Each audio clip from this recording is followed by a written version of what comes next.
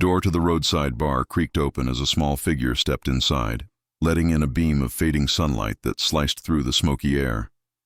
The laughter stopped for just a second, enough for every pair of rough, tattooed eyes to turn toward her.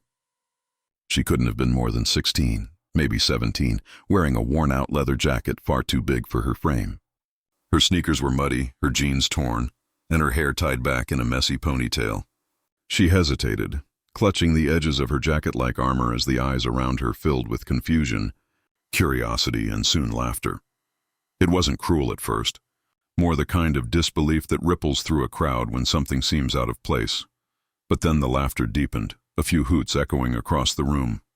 The Iron Wolves, one of the most feared biker clubs in the county, had never seen anyone like her walk in alone.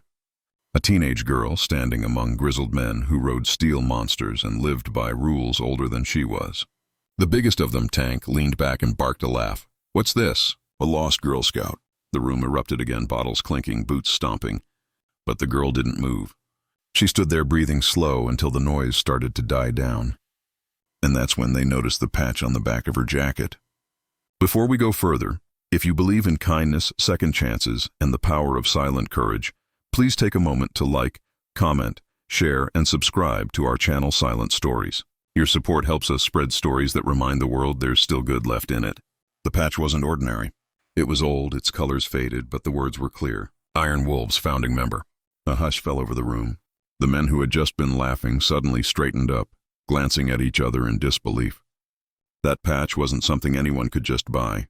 It belonged to legends, to the original riders who had built the club decades ago, long before most of these men had even joined. The girl turned slowly, meeting their eyes. Her voice trembled, but she didn't hide behind it.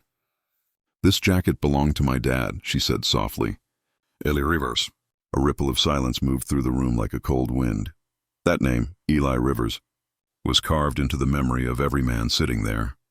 He had been one of the Iron Wolves' best riders, a leader and a man who never backed down from a fight or from doing what was right. He died years ago in an accident on Route 66, saving a family trapped in a burning car. None of them had seen his daughter since the funeral, and now there she was, standing before them in his jacket. Her name was Mira, and she wasn't there to reminisce. She had come for help.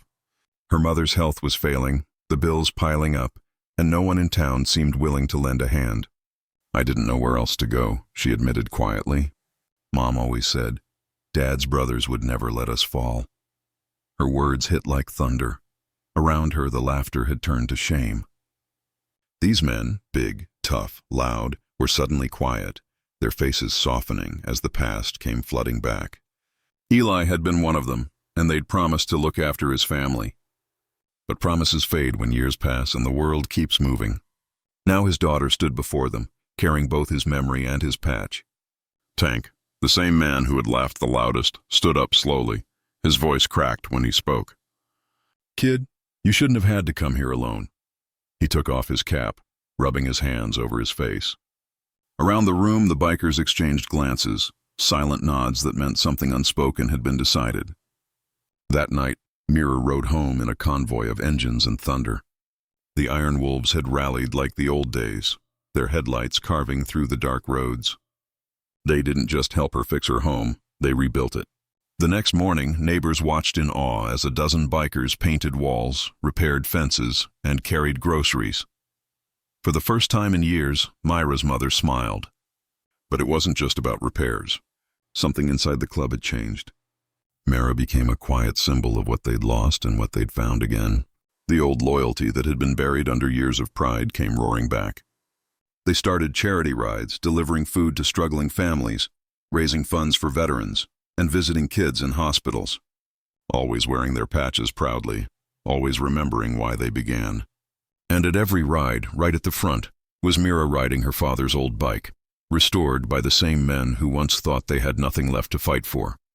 The sight of her, young, determined, carrying her father's name, gave them purpose again.